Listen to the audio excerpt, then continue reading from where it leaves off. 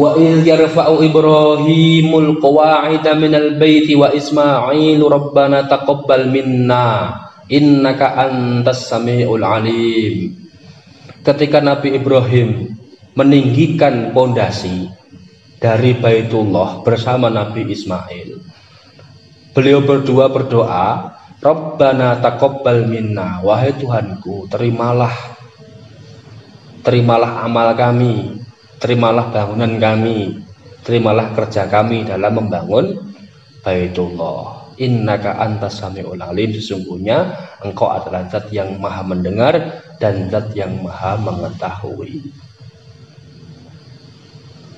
Rabbana waj'alna muslimaini, wahai Tuhanku, semoga engkau menjadikan kami berdua sebagai orang yang muslim, orang yang pasrah, muslimaini, laka, pasrah kepadamu. Wa min dzurriyyatina ummatan muslimatan, wa min dzurriyyatina ummatan muslimatan, muslimah, dan jadikanlah keluarga kami, anak keturunan kami, yaitu umat-umat yang pasrah kepadamu. Wa arina manasikana wa tub alaina, tunjukkanlah kami cara beribadah, manasikana, berikanlah kami petunjuk ibadah, wa tub alaina, dan terimalah taubat kami. Nah, ketika Kanjeng Nabi mengatakan wa tub alaina, terimalah taubat kami, ini bukan berarti Kanjeng Nabi sebelumnya berdosa. Tidak. Ketika Kanjeng Nabi memohon ampun kepada Gusti Allah, bukan berarti sebelumnya adalah bermaksiat. Syarat utama Nabi itu memiliki sifat ismah. Ismah itu adalah maksum. Maksum itu terjaga dari dosa, terjaga dari kesalahan. Ya. Dan ketika beliau mengatakan hal demikian atau berdoa demikian, itu adalah sebagai contoh, mencontohkan kepada umatnya untuk njaluk ngapura maring Gusti Allah, untuk bertobat kepada Gusti Allah. Karena yang maksum itu hanya beliau. Yang maksum itu kan para nabi. Sedangkan keturunannya tidak maksum. Keturunan Nabi Ibrahim tidak maksum, kecuali yang jadi nabi. Keturunan Nabi Muhammad nggak ada yang maksum. Semuanya bisa bersalah, bisa kafir, bisa zalim, bisa bermaksiat.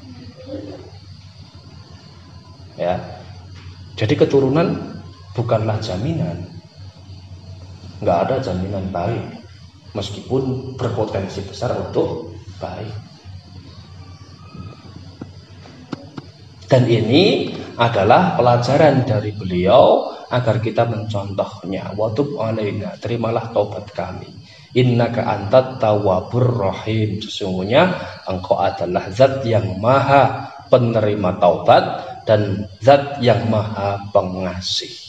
Rabbana wa ba'ats fihim rasulam minhum yatlu alaihim ayatika wa yu'allimuhumul kitaba wal hikmata wa yuzakkihim innaka antal azizul hakim. Wahai Tuhanku, semoga engkau mengutus atau utuslah di dalam kaum itu seorang rasul, di mana rasul itu dari mereka, di mana rasul itu membacakan ayatmu dan mengajarkan kitab, juga mengajarkan hikmah, juga membersihkan mereka dari kesyirikan. Sesungguhnya engkau adalah zat yang maha menang dan zat yang maha bijaksana. Jadi Kanjeng Nabi Ibrahim itu berdoa agar kaum ini atau kaum yang berada di sekitar Ka'bah ini diutus seorang nabi. Jadi ketika orang Yahudi itu menolak Kanjeng Nabi Muhammad sebagai Rasulullah dengan alasan bukan dari Bani Israel, juga mereka berkeyakinan bahwa Rasul ini harus dari Bani Israel, itu keyakinan yang salah. Karena pada faktanya Nabi Ibrahim pernah berdoa seperti ini. Nabi Ibrahim pernah berdoa untuk diutus seorang rasul dari kalangan ini. Dan terbukti diijabah oleh Gusti Allah, dijadikan rasul akhir zaman di kaum ini. Jadi yang jadi rasul itu hanya Nabi Ismail dan Nabi Muhammad. Dari kalangan ini loh ya. Sedangkan rentang yang sangat jauh itu tidak ada yang menjadi rasul. Jadi salah kalau mereka meyakini rasul itu harus dari Bani Israel. Karena faktanya ada doa semacam ini. Dan ini untuk membantah mereka. Wa may yarghabu 'an millati Ibrahim illa man safiha nafsah. Walaqad istafainahu fid dunya wa innahu fil akhirati laminas sholihin. Barang siapa yang tidak mencintai dari agama Ibrahim kecuali orang yang bodoh atas dirinya, wong sing ora tresno, orang yang tidak mencintai agama Ibrahim, agama tauhid, itu adalah orang safih atau orang bodoh atas dirinya atau orang idiot. Walaqad istafainahu fid dunya, dan sungguh kami memilih Nabi Ibrahim di dunia sebagai Al-Khalil, sebagai kekasih, sebagai nabi, sebagai bapak para nabi, sebagai bapak agama. Wa innahu fil akhirati laminas sholihin, dan sesungguhnya Nabi Ibrahim di akhirat adalah termasuk orang-orang yang sholih. Wa idh qala lahu rabbuhu aslim, dan ingatlah ketika Gusti Allah berkata kepada Nabi Ibrahim, wa idh qala lahu rabbuhu aslim, ketika Tuhannya Nabi Ibrahim berkata kepada Nabi Ibrahim, aslim, Islamlah. Ketika Tuhannya Nabi Ibrahim berkata kepada Nabi Ibrahim, aslim, kamu Islamlah atau pasrahlah. Qala aslamtu lirabbil alamin, dan Nabi Ibrahim berkata, saya pasrah atas semua kehendaknya Rabbil alamin, Tuhan semesta alam.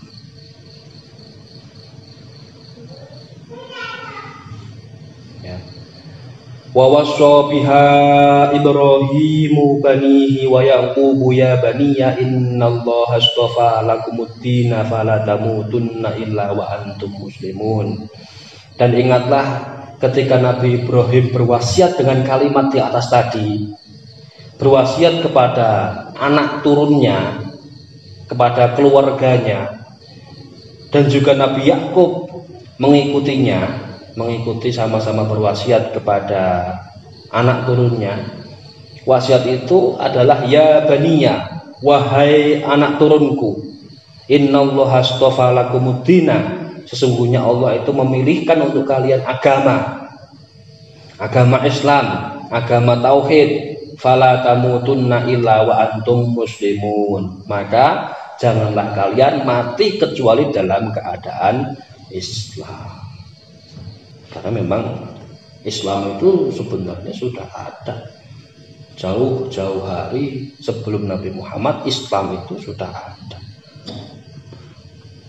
Islam itu hanya copy paste, hanya meneruskan perjuangan dari nabi-nabi sebelumnya, dari Nabi Adam sampai Nabi Isa, disempurnakan secara komplit, disempurnakan secara paripurna dalam syariatnya Nabi Muhammad.